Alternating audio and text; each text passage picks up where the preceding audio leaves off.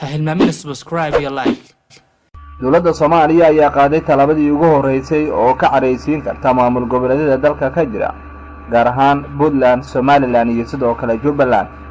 madaxweynaha dowladda federaalka Soomaaliya Maxamed Cabdullaahi Farmaajo ayaa la soo sheegay inuu qaaday talabadii ugu weyneed ee uu kula xisaabtamayo dowlad goboleedyada dalka ka jira iyo hay'adaha kale ee deeq-bixiyaasha iyo kuwa kale mashaariicda.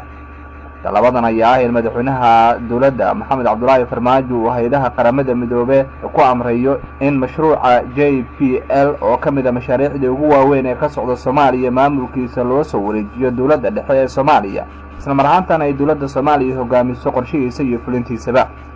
sidoo kale madaxweyne Farmaajo ayaa dowlad goboleedyada kala hadlaya sidii mashruucan uu u yeelan lahaa hal hoggaan oo ay dowladda dhexe ee federaalka mas'uul ka tahay, iyadoo maamul goboleedyaduna tashigoodu ku leeyihiin.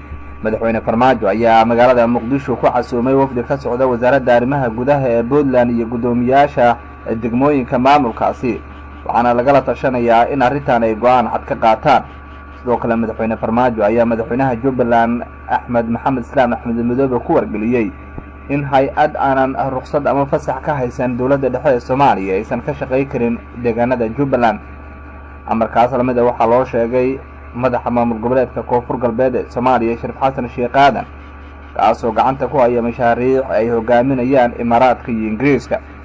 sidoo kale maamulada Hiirshabelle iyo sidoo kale maamulka Galmudug State ayaa amro kuwaas lamida gacanta loo geliyay. mashaariicda magaalada Muqdisho waxaa gacanta ku haya dowladda dhexe ee Soomaaliya.